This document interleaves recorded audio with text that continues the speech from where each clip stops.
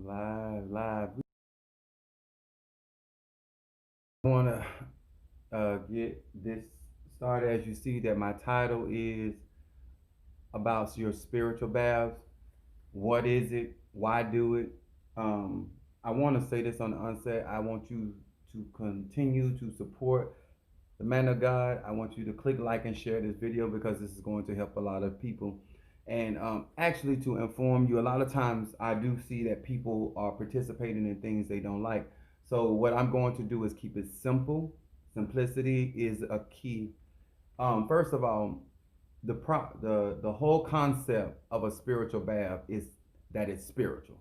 In other words, the reason why I'm saying this is because if you're going to put something in your tub and you're going to put ingredients or you're going to put herbs or whatever in your tub and you have not prayed over there or somebody has not prepared them spiritually for you, then basically you just a tea bag. Okay. um you're not going to get anything out of it. It has to be the energy in that bath has to be awakened. It is all about energy when you do a spiritual bath. Now, the reason why I'm doing this because I have sent out a lot of my bath cleansers and I want to be able to explain how to utilize it. If you're going to do a spiritual bath, you must take a regular bath, your regular bath before you actually do a spiritual bath. So it is a two-part series. As far as when you want to partake in your spiritual bath, you got to first cleanse yourself of the physical dirt and what have you. Now let's get on to that. Why do a spiritual bath? First of all, water is a carrier of energy. That's what you need to understand. The body is basically 70 to 75% water, and the skin is an organism. So I'm trying to give you some little science so you'll get understanding why you would even immerse yourself or even partake on a spiritual bath. So what happens is if it is prepared correctly, what you would basically do is immerse yourself in this water. And what happens is they normally say between 15 minutes and 20 minutes of soaking. The reason why you're soaking because if you're using my spiritual cleanser, basically what it is absorbed, especially some of it has salts in it. And anybody understand what salt does, even if you go to the beach, salt water pulls the toxins from the body. So psychologically, you're immersing your organ, which is your skin, into this water, and anything negative, salt absorbs negativity. So it pulls it from your energy field, it pulls it from your flesh, anything that you have eaten or absorbed, that salt begins to pull it from your body. So that is the scientific concept. But what happens if it's prepared spiritually, it awakens the power of the salts or whatever ingredients that's in the bath. Okay? So what you would do, especially with those that have my particular salt bath, you can use 3 baths out of this particular package. You would once again pray over it, Psalm 51, over your bath salt. You would ask God to remove the negativity, the ill will, the ill intention, and then you after run because I like hot water. Some of y'all like lukewarm water. Some of y'all like cold water. It doesn't really matter. But you need to be able to immerse yourself in there in a comfortable position because what you want to do is soak and you want to concentrate. Okay, if this is a cleansing, you want to concentrate on the water washing away the negativity, the harmful energy, the jealousy, whatever emotions. Maybe it's an emotional trauma. You went through something on the job. You went through something in your relationship. Cleanse yourself. Allow the water to what? Wash that off. I personally brought out this so you can see like what you would do is take some of the water in your bath and you would pour it over your head. Some people say, well, oh, don't pour it over your head because if you're doing this correctly, the spirit knows to remove that negativity from you because you want to clean from your head down and you want to concentrate on it removing if that's the concept of the cleansing. So as you begin to pour, and like I said, if you don't have one of these, I told y'all I'm extra. I'm not just gonna do something, I'm gonna be extra about it. You don't need one of these. You can use a bucket, you can use a cup.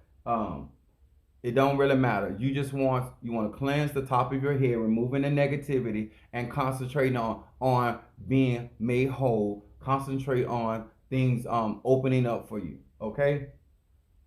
Now, The reason why I wanted to talk about the bath is because if you don't understand that water is a carrier, then you can't effectively get the benefit of what a bath can do for you. A lot of times, many of you all are going in there and you're just pouring stuff in your water and you're getting in there.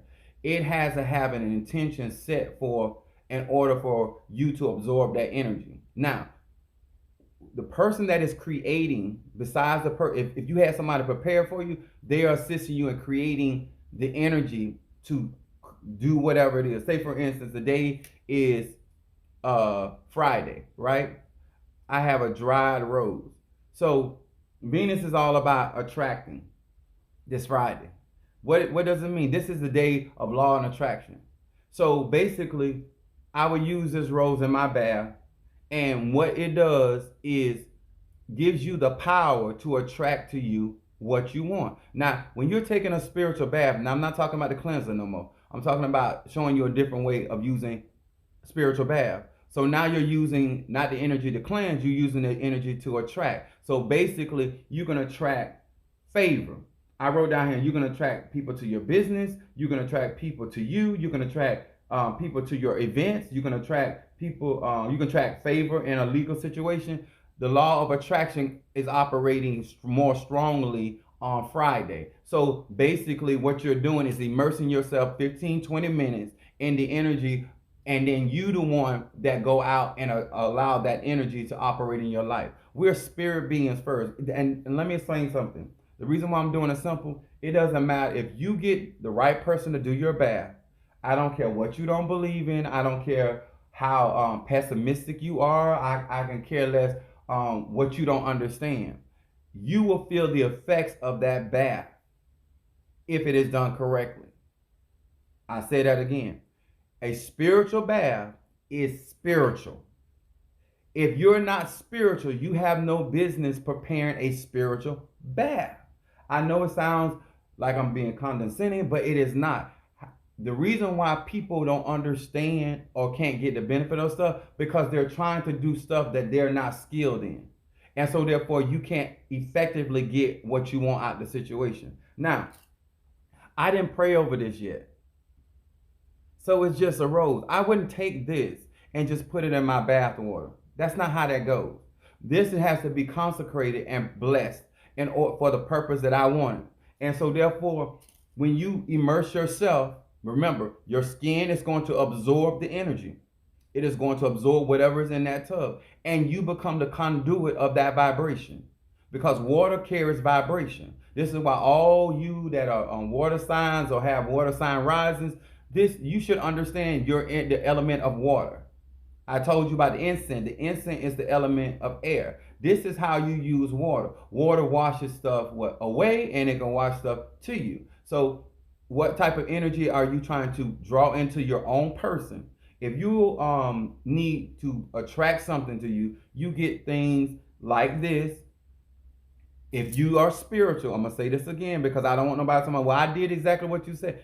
If you don't know how to awaken the energy, or some people use the word ashe, some people use the word chi, some people use the word power, it don't matter. If you're not awakening the life force within that object, then you cannot absorb the energy within it. It's no different than if you get processed food. Your body can't absorb the nutrients from processed food because most of the energy or the nutrients have already been removed.